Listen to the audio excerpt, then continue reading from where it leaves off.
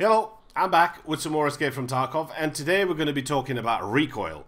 Now, recoil, it's something that you'll learn to master in time, but I'll show you how I go about it and the way I get it done. And one of the most sort of used comments on some of my videos are, how come there's no recoil on your gun? Because you basically have no mods on it, yet you have less recoil than mine, and I've got mine modded to death. Well, here's the guns that I have. Two 74s, one's modded, about 50,000 rubles worth of mods onto it just to get it down to about 188 recoil, get a bit of this and a bit of that into it. Not really too fancy, but 188 versus 231 recoil, that's 43? I think my math is right. Recoil, so obviously that's going to perform a lot better because I spent the money, I've got all the mods, I got all the cool stuff that I wanted. I'm not going to bother with a scope and a suppressor just now because we're just going to do some testing. I want the gun to be used as standard so I can see how the recoil works and I can see how the spread, the pattern of the gun is, because that's the way you learn how to control it. Basically, you put yourself at a set amount of distance, you use it a couple of times, you sort of gently tap it. You don't control the mouse, you don't control the recoil, and you sort of see how it goes. So you can see that it's sort of straight up and a bit to the right. If somebody was there, if somebody was a target in front of you, then you know it's going to go up and to the right a little bit, so you just correct it by using your mouse that way. So now let's try the fancy one with about 50,000 rubles worth of mods, and let's see if that's going to do anything different. Obviously, this is going to be the same thing, behind the line. I'm just going to aim it there. I'm not going to correct the mouse or anything. I'm just going to sort of hit fire it all the way, full 30 mag, and then we'll go and see how that looks.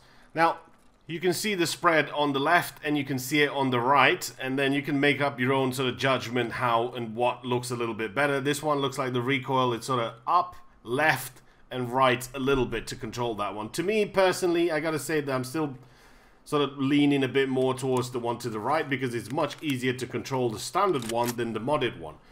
So now I'm going to go back and I'm actually going to control the recoil back behind the line, and I'll control the recoil using the mouse and try and get a much tighter spread than I had in the previous two cases where I just sort of hit fired and didn't control the mouse whatsoever. So that's the standard weapon. We'll go and take a closer look at this. So you can see the spread is much tighter in there. I still have the two initial sort of bullets that go up. There's a little bit of sort of, it kicks up a little bit with the two sort of initial shots that go up, but then it's nice and controllable at that kind of distance. And then we'll do the same thing with the modded one right there, and I'll go ahead and control this one as much as I can, and hopefully we should get a lot better results because I did pay 50,000 for all these mods. So it should make a huge sort of difference. Now, as you can see, it did make a difference. The spread is much tighter there. You still have the two initial sort of shots that go up a little bit, so it's still up, but it's much easier to control that one because you have the mods. But really, if you look at the stats, you're gaining about sort of 5% better stats on the modded one.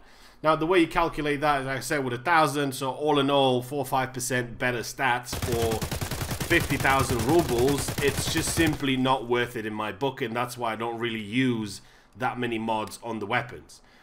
If I were to put a suppressor on this, if I were to put a scope on this with a suppressor, I actually lose a lot of things. Scopes, sometimes they make you lose quite a few things depending on what kind of scope you put on.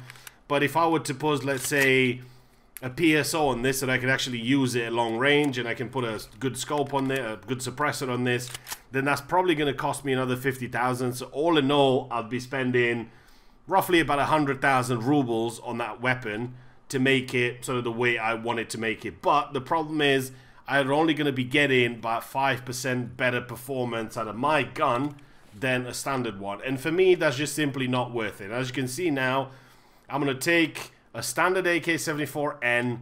I'm just going to put a pad on it because that's kind of what a 9 out of 10 times I always do unless I forget. And I always buy them and just throw them on, so I never really sort of worry about them.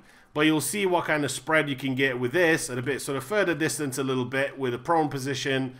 And then we use the same sort of rifle in the same scenario, in the same situation, and control that recoil as much as you can. You can see there's no kick to this almost. Now, sure, yeah, I am prone, so obviously you're going to get better stats by being prone.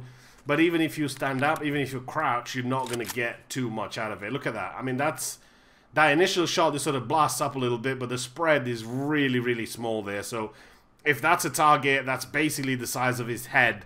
Every single shot will hit him in the head. Even the one on the right is not bad at all.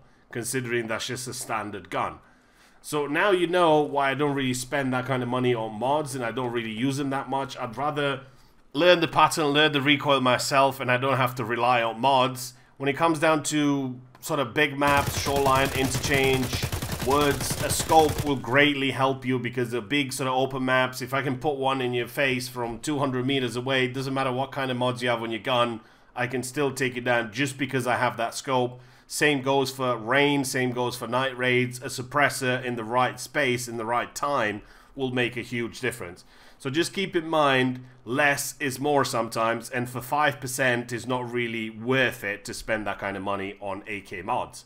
Hopefully this helps you out. I will see you in the next one.